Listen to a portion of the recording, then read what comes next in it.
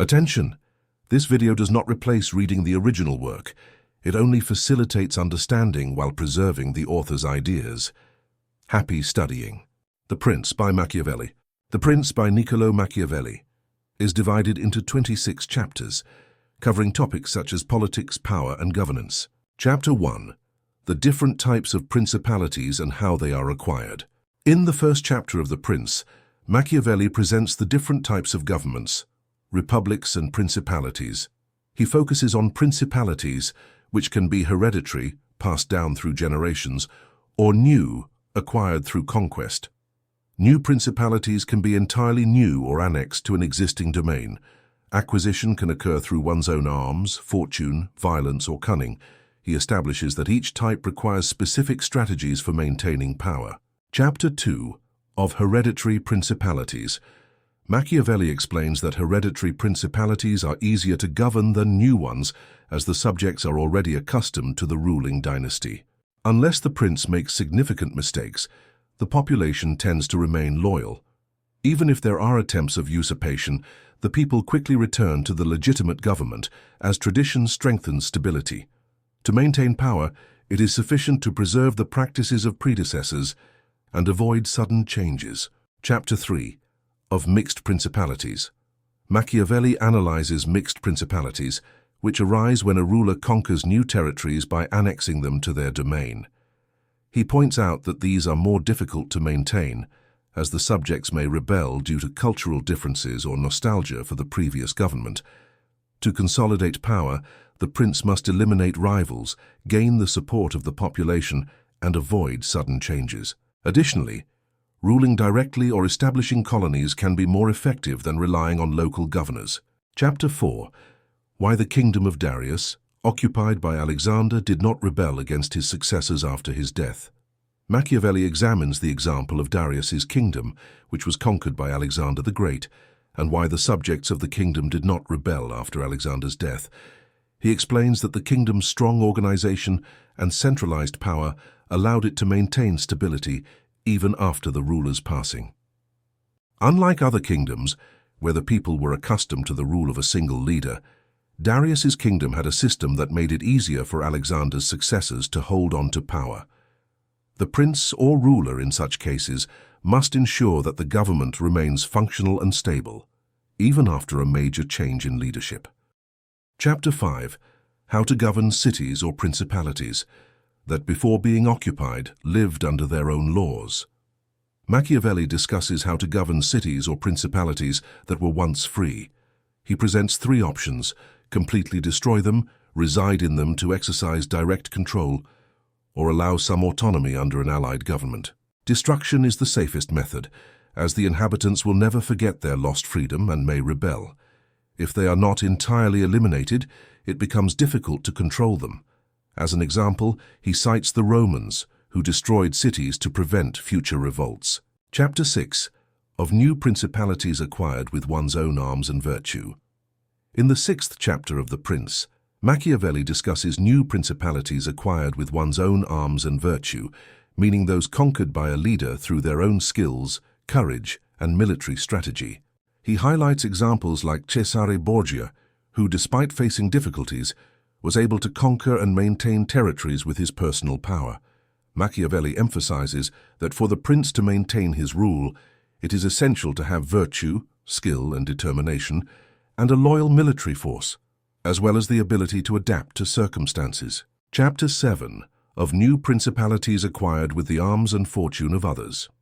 In the 7th chapter of The Prince, Machiavelli addresses new principalities acquired with the arms and fortune of others, meaning those conquered with external support or through luck. He mentions how some princes, such as King Louis XV of France, rose to power with external help, but faced difficulties in maintaining control. Machiavelli argues that while these princes may gain power quickly, they are more vulnerable because they rely on external factors and lack their own solid base of support, making their reign unstable. Chapter 8 of Those Who Came to Power Through Crimes. Machiavelli discusses princes who rose to power through crimes, meaning those who used violence and cruelty to seize control. He uses Cesare Borgia as an example, who, despite committing cruel acts, was able to consolidate his rule effectively. Machiavelli states that while the use of violence is morally questionable, in certain circumstances, it may be necessary to ensure stability and loyalty from the subjects. However, he warns that such princes must be cautious, as crimes can generate hatred, which makes their rule unstable in the long run. Chapter 9 of the Civil Principality. In the 9th chapter of The Prince, Machiavelli discusses the civil principality, which is one obtained with the support of the people or the nobility. He explains that in this type of principality, the prince can be elected through popular support, as in the case of Rome, or by the nobility, as in some Italian cities. He argues that the civil prince, relying on the support of the people, must ensure their loyalty by being generous and attentive to their needs. If the prince depends on the nobility, he must balance their interests with those of the people to prevent the nobility from turning against him. Chapter 10. How to measure the strength of all principalities. Machiavelli discusses how to measure the strength of principalities to assess their stability. He emphasizes the importance of understanding both military power and the loyalty of subjects. A prince must be able to maintain a strong and well-trained army, as a good military force is crucial for the defense and expansion of his domain. Additionally, the prince needs to evaluate the strength of allies and enemies, adjusting his strategy according to the balance of power. Effective control of military strength is essential to ensuring power. Chapter 11 of Ecclesiastical Principalities. In the 11th chapter of The Prince, Machiavelli analyzes ecclesiastical principalities, meaning those governed by figures of the church, such as the Pope. He explains that these principalities are distinct because they do not rely on military force or popular support to maintain power, but rather on religious authority and spiritual influence. Since the church holds great moral power and has a solid base of followers, these principalities are stable and difficult to overthrow. However, Machiavelli observes that the stability of these principalities depends more on faith than on political skill, which makes them less susceptible to the same difficulties faced by secular princes. Chapter 12 of the different types of militias and mercenary soldiers. In the 12th chapter, Machiavelli discusses the different types of militias and the issue of mercenary soldiers. He warns that mercenaries who fight for payment rather than loyalty are dangerous because they have no true commitment to the prince and can easily turn against him. Furthermore, mercenaries are less motivated to fight effectively, as they do not have an emotional attachment to the cause. Machiavelli argues that a prince should prefer to use his own troops, composed of loyal citizens or subjects, who are more reliable and committed to his safety and success. Chapter 13 of Auxiliary, Mixed and Own Soldiers. In the 13th chapter, Machiavelli discusses auxiliary, mixed and own soldiers. He distinguishes between these three types of armies. Auxiliary soldiers. These are troops borrowed from another prince. While they may be powerful, Machiavelli warns that they are dangerous because they depend on an external ally, which can be risky if the interests of the provider change. Mixed soldiers. These are a combination of own and auxiliary troops. This type of army is more reliable than pure auxiliaries, but it still depends on external forces, which can be a risk. Own soldiers. Machiavelli considers this the best option, as an own army is loyal to the prince and directly committed to the defense of the state. He argues that the prince should always aim to have his own army, as it is the safest way to maintain control and stability. Chapter 14. What belongs to a prince regarding the art of war. In the 14th chapter of The Prince, Machiavelli discusses the importance of the art of war for the prince.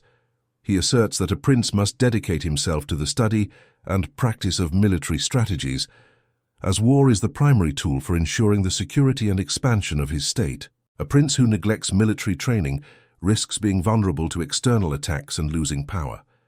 Machiavelli also emphasizes that, although the prince does not need to be a great general, he must be able to understand and command his troops, knowing how to choose good commanders and lead wisely in times of conflict.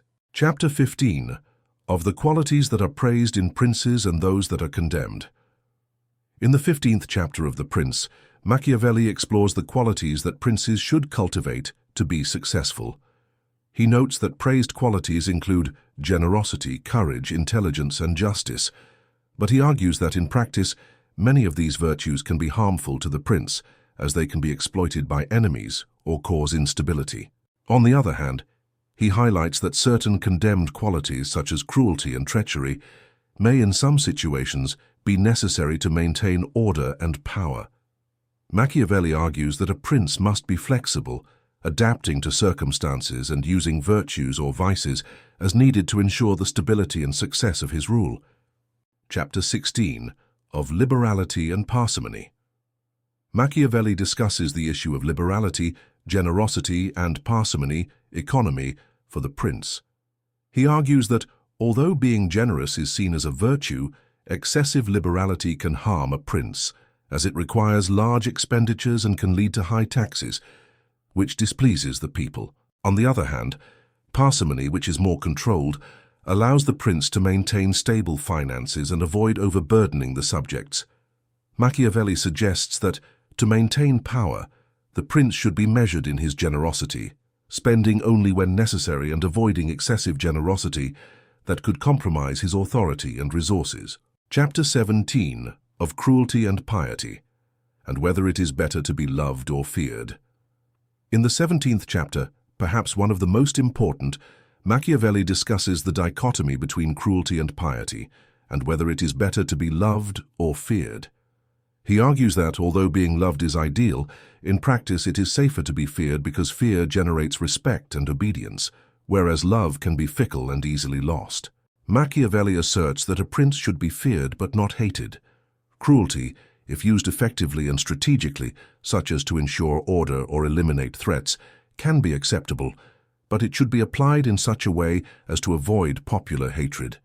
He emphasizes that piety can be positive, but the ability to use force when necessary is essential for maintaining power. Chapter 18, How Princes Should Keep the Faith of Their Word. Machiavelli discusses how princes should handle maintaining the faith of their word. He acknowledges that, in principle, princes should be faithful to their commitments, but also warns that, in certain cases, prudence requires breaking a promise, especially if it is necessary to preserve power and the stability of the state. Machiavelli explains that the ability to adapt to circumstances and, when necessary, act immorally can be more advantageous than keeping one's word in unfavorable situations.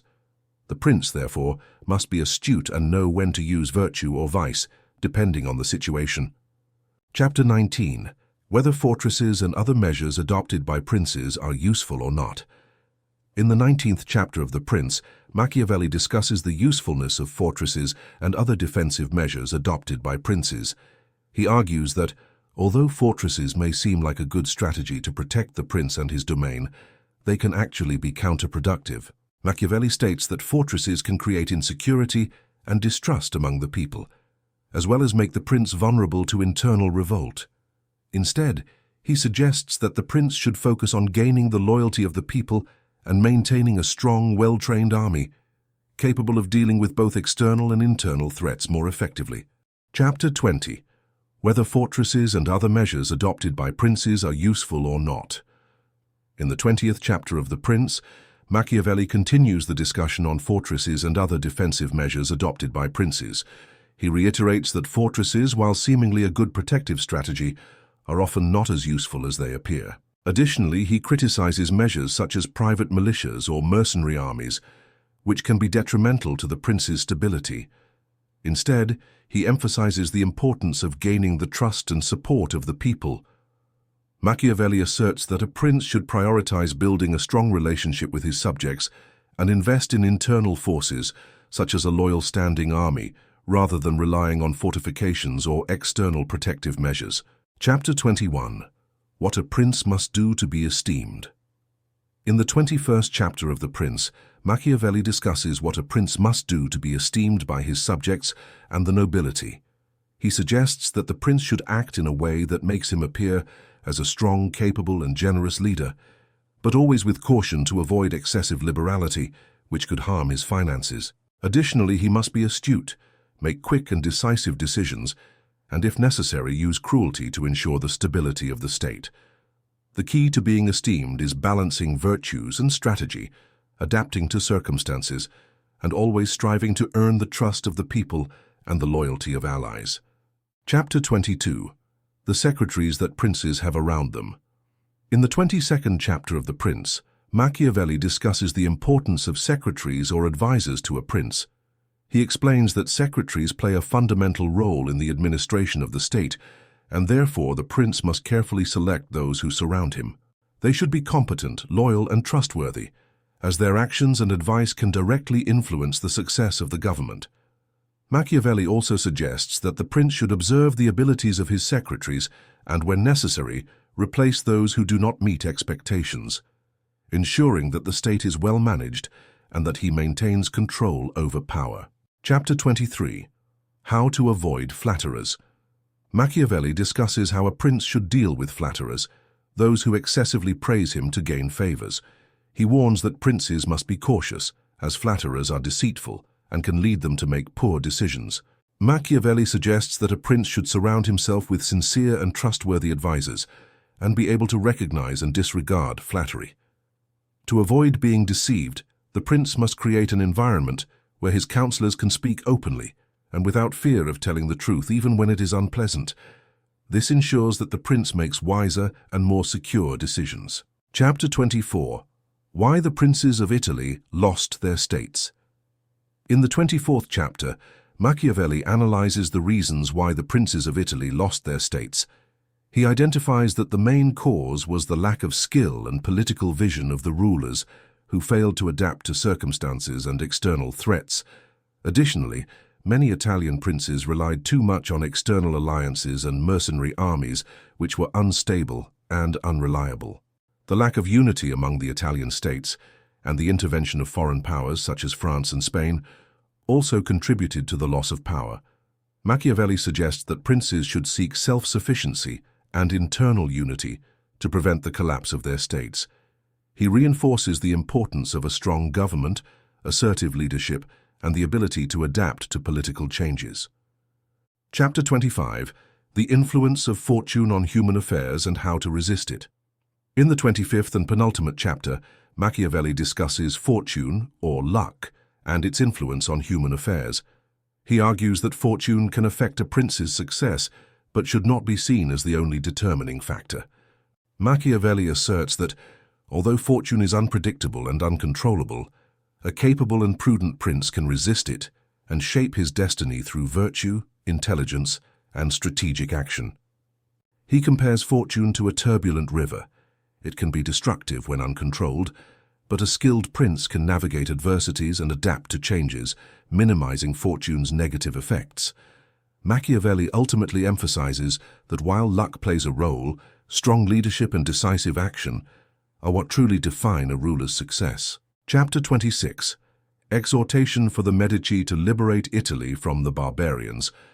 In the final chapter of The Prince, Machiavelli makes a passionate appeal to the Medici family, the dominant rulers of Italy, urging them to take the initiative in liberating Italy from foreign powers, whom he refers to as barbarians, such as France and Spain. He appeals to their patriotism and the grandeur of their rule, suggesting that by assuming this mission, the Medici would not only save Italy, but also secure lasting power and honor. Machiavelli believes that with courage and virtue, the Medici could restore Italy's former glory, uniting the region and strengthening their own rule. He emphasizes that the time is ripe for a bold leader to rise and free Italy from foreign domination, concluding the book with a call to action for the unification and resurgence of the nation. That was today's book. I hope this summary helped you better understand The Prince by Machiavelli. If you enjoyed the content, don't forget to leave a like and subscribe to the channel for more videos like this. It really helps us continue bringing summaries and analyses of great works. Thank you so much for watching, and see you in the next video.